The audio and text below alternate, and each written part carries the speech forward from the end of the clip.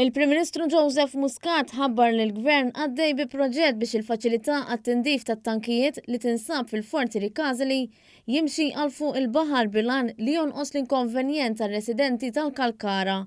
Dr. Muscat ħabbar dan waqt it-tnedija uffiċjali tal-istrateġija tal-Kottonera f'Sant'Angelo fil-Birgu li ddeskrivija bħala impenn lejn in-nies tal-Kottonera.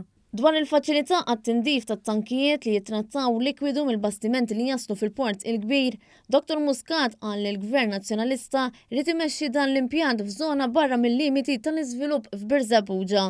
Qal li rrid iserraħ moħħ in-nies tal-Kottonera li l-Gvern qed jaħdem biex tinstab soluzzjoni għaliha. Aħna qegħdin inħarsu lejn faċilità li tkun offshore pratikament fuq vapur. Dr. Muscat qal li l-Gvern irrid li r-riġenerazzjoni tal-Kottonera tkun soċjali u li l-komunità tkun parti minna u mhux li ġielna toħroġ il-barra. Sostna li din għandha żomm il-pass ma' dak li ġara fil-belt fl-aħħar snin. L-ewwel ħaġa li meta wieħed jitkellem dwar riġenerazzjoni soċjali ma nixtieqx li nitilqu mill-idea isma' x'il-Kottonera u l-problemi, naħseb li f'Kottonera u problemi naskew kemm hawn f'postijiet oħra fil-pajjiż. Jista' jkunu naqra iktar jew naqra inqas, jiġifieri żgur li dik hija l-starting point tiegħi. Id-Deputat Laburista Glenn Bedingfield sostna li r-riġenerazzjoni trid tkun għan-nies. Aħna qed inħarsu lejn ir-reġenerazzjoni tan-nies aktar mill-reġenerazzjoni tal-ġebel.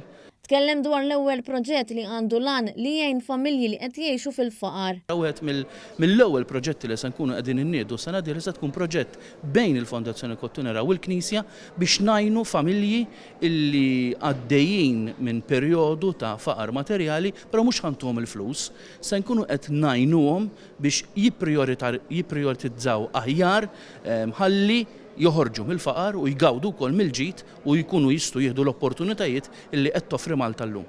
Il-Ministru għall-Kultura Owen Bonnici semma diversi proġetti ta' restawr li diġà qed isiru fil-Kottonera b'investiment fil-kultura u l-patrimonju.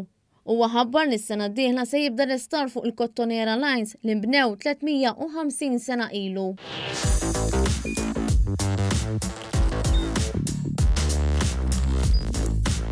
Idħol fuq one.com.mt u hemmhekk tista' tara l-programmi kollha li jxandru fuq One permezz ta' One Play.